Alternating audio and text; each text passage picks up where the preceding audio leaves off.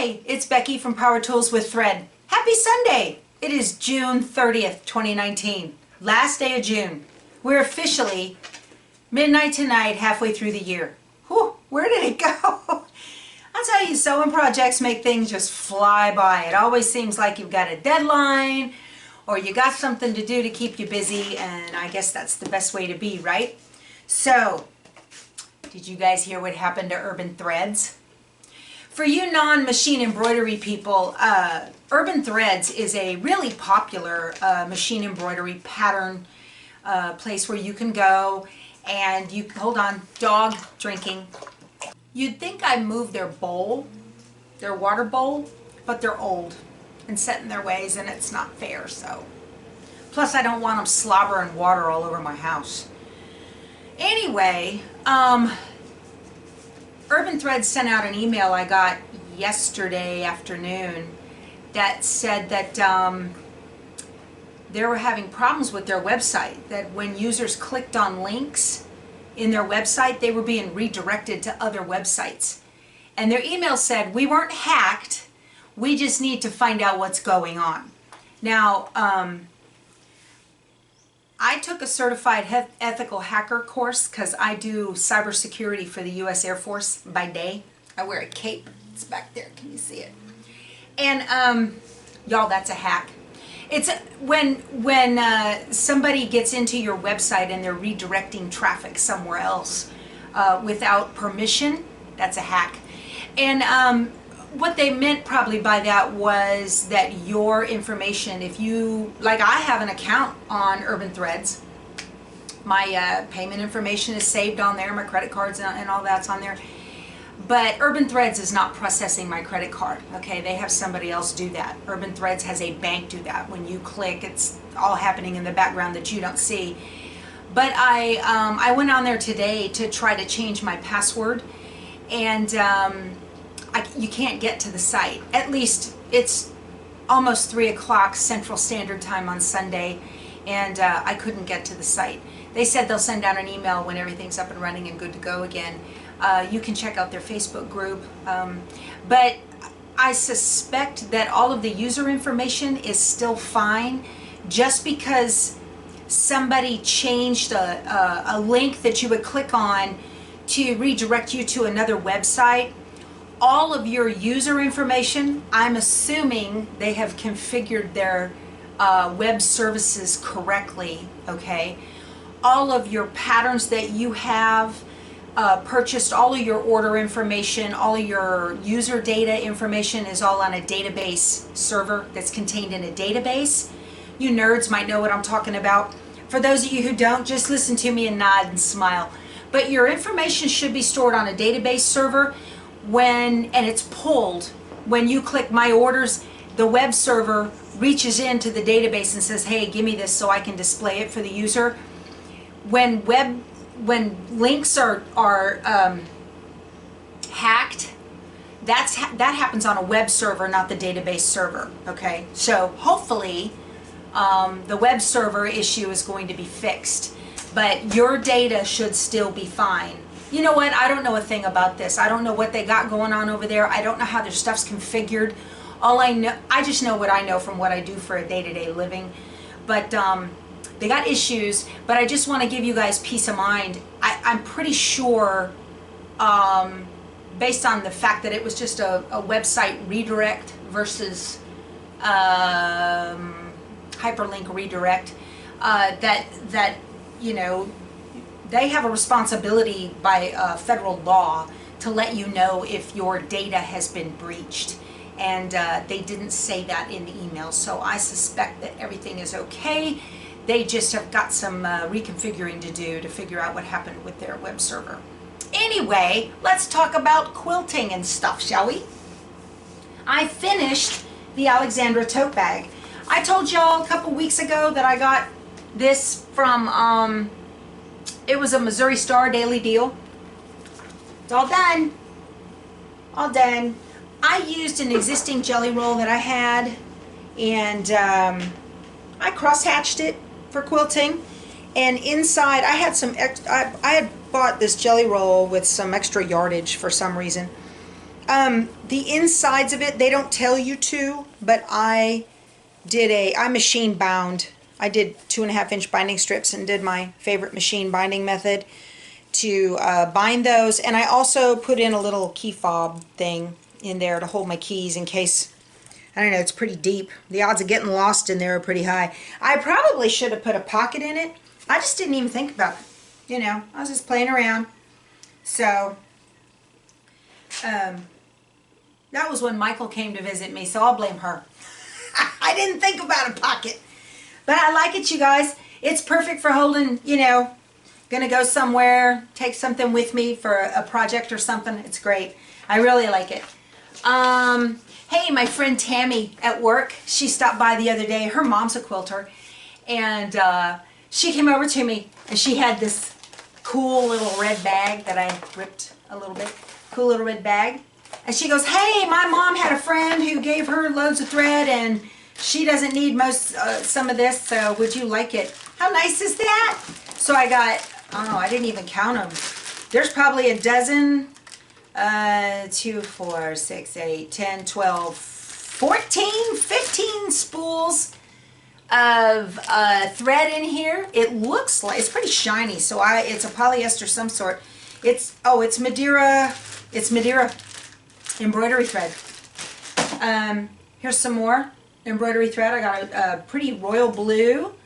Here's a nice navy blue and a red and a dark silver or gray. Nice, huh? Pretty cool. Thanks, Tammy. Thanks, Tammy's mom. Love it. Speaking of thread, I got in my order from Connecting Threads. Urban Threads is the machine embroidery place that's having website problems right now. Connecting Threads, they had a sale on all their thread the other day. These are Essential Pro cones. They are 70 weight, 3,315 yards polyester. I got a pretty evergreen. It's called Evergreen.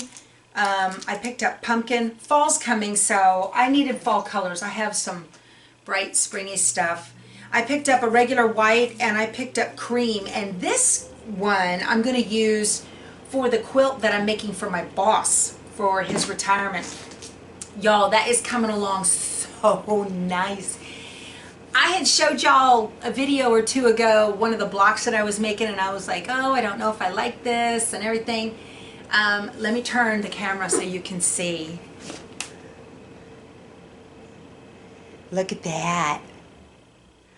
I've got one more row to add on down here at the bottom. I'm short some background fabric. I can't believe it. And you know, now that I think about it,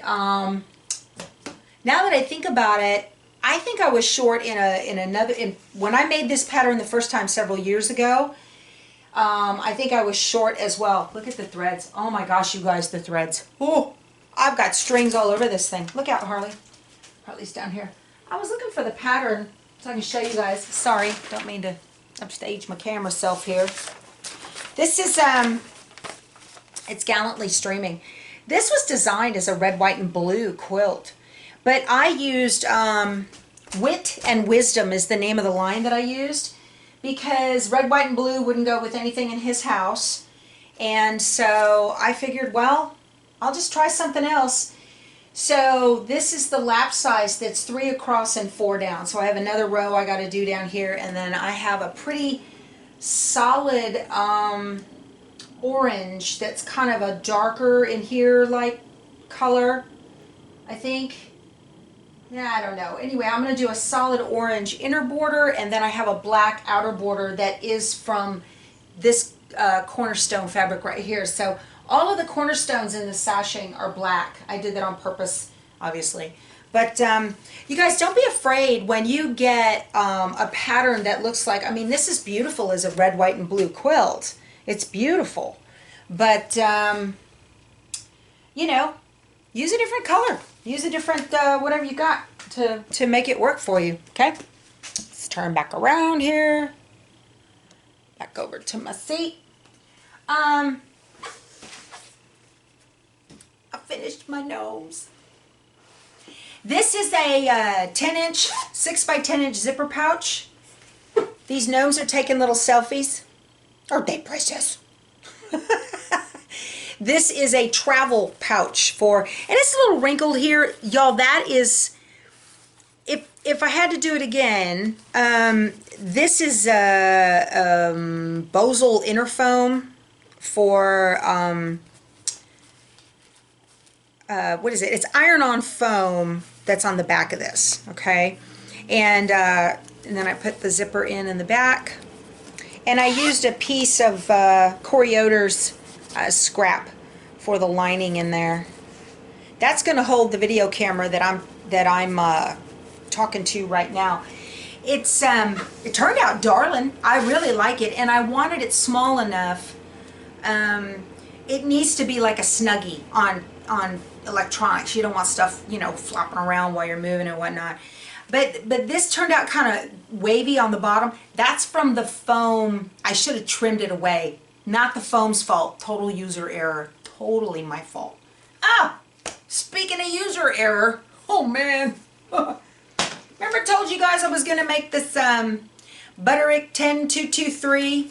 This pretty blouse right here. Fail. Major fail. First of all,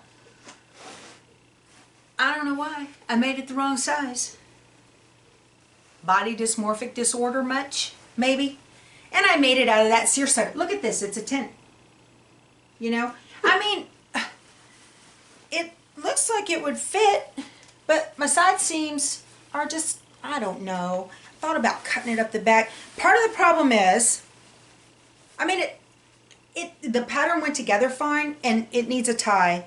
But even with the tie, it's not good because the pattern calls for crepe de chine, challis, double georgette, or charmeuse, all of which are very silky drapey.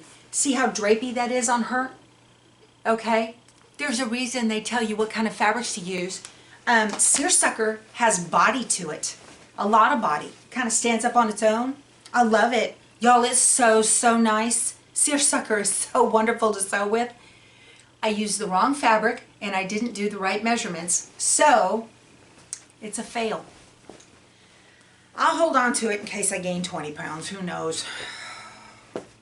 I like it. But it's real stiff, and I've already washed the fabric. I don't know what I'm going to do. I don't know. Anyway. So, y'all have heard of duct tape, obviously. Duck brand tape has started creating duck craft. I bought this to do an embroidery project, and I used it to tape the pieces down and the zipper down and all that they require you to do when you make these things. It works great. It's just like painter's tape, maybe even a little bit more sticky. I found it to have a better stick than the 3M brand painter's tape that you get in over in the painting section. So I got this at Walmart, and I got it in the craft section. It is not normal duct tape, okay? It's called Duck Craft. And I don't know if you can see where it says Duck Craft in there. It works great. I really like it. So I'll buy this again. Plus it's pretty. My monthly June So Colorful Yellow Fat Quarter bundle came in. Look at this. 15 fat quarters. I really like this. This is from Fat Quarter Shop. I started getting their fabric So Colorful bundles last month. I got the blue for May. So June has yellow. There's some bees in there. I haven't opened it up. I don't want to mess up the pretty fold job. I'll do something with it. You know, when you come across a pattern that says, this takes 12 fat quarters. Well, there you go, right? So, anyway, I have a little quilting tidbit on what I'm doing with this big dog over here. On how to, my blocks, when all was said and done, after all of the that thing's heavily pieced, big time. And when it was all said and done, sometimes the sides, they're kind of wavy.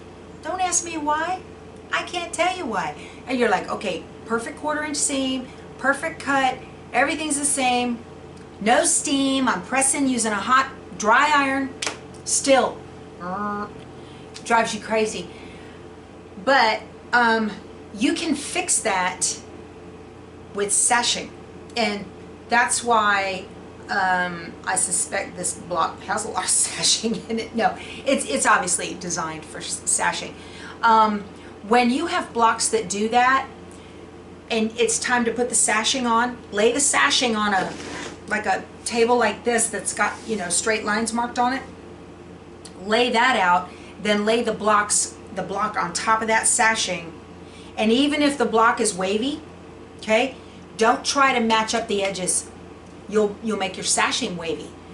You want to just lay the block on there, matching the two ends as straight as you can. And if it waves either above or below, don't worry about it. Just pin it, okay? Pin it flat, and then stitch it using the edge of the sashing as the 1/4 inch guideline.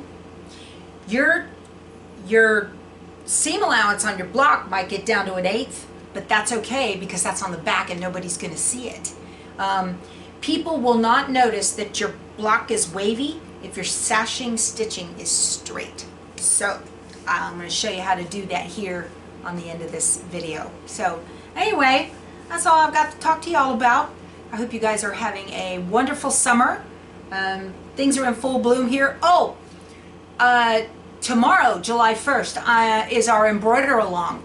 I am going to put out on my blog, powertoolswiththread.com. It's HTTPS, as in secure.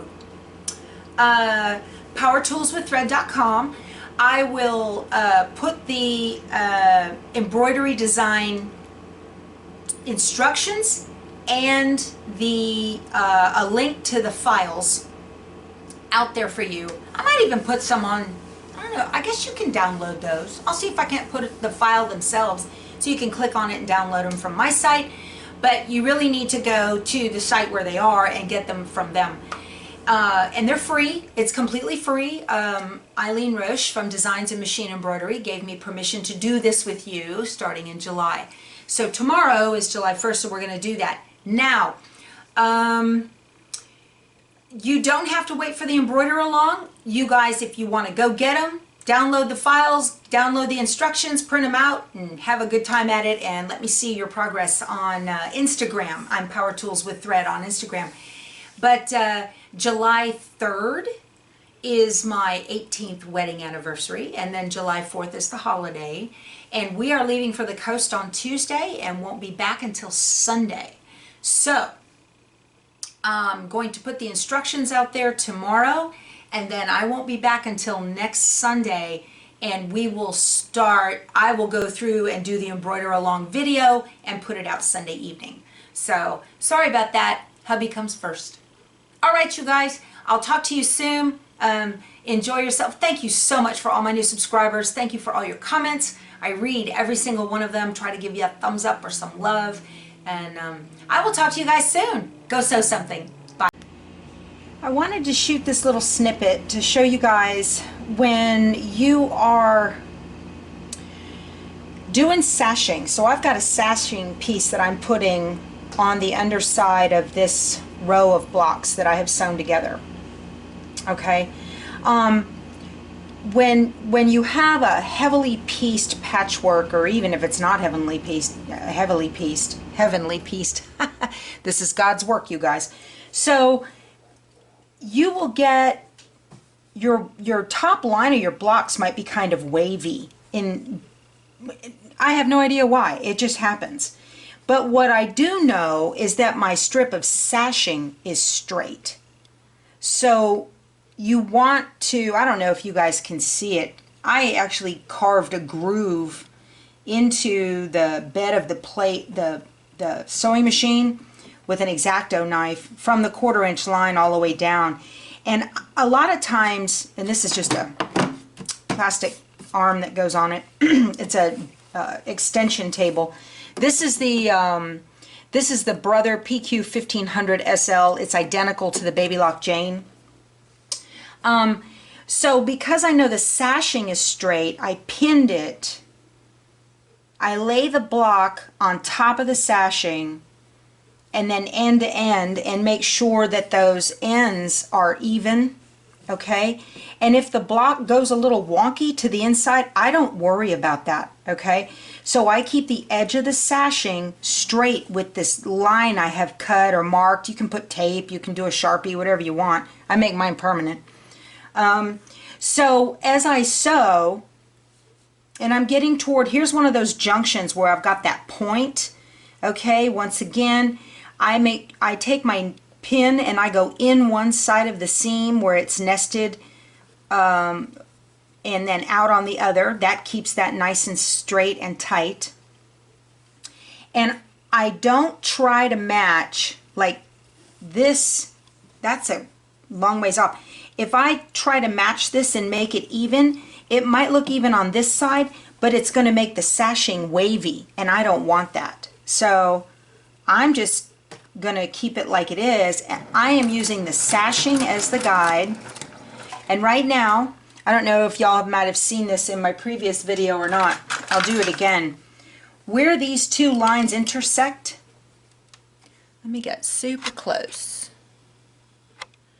Where these two lines intersect, this seam line and this diagonal seam line right here is exactly where you want to stitch so that you don't cut the tip off that point. And when you're just starting out doing this, I take a, you can take a friction marker and put a ruler up against it where they meet and create yourself a little landing strip there so that you can guide that in directly into the foot and out, all right? Now, as I go this way, that's gonna make this turn a little bit and come over where that happens. That's okay. You do a gradual, work your way through it gradually. Okay, so now I've taken care of that, so I'm not going to tip the point. Now I'm going to, you don't want to make a, you know, a sharp angle. You want to gradually get back to, now I know that straight edge of this sashing is straight down here again. And look, my seam allowance here at this dip is going to be a good only 1/8 of an inch. It doesn't matter. What somebody sees in these quilts, they won't notice that the block is a little bit short. They notice that the sashing is wavy. So you can fix a multitude of sins with sashing. And I do sew over my pins when I go slow. And if you notice, these are fairly, these are dressmaker's pins. I don't use the automatic thread cutter on this machine because it's horrible. But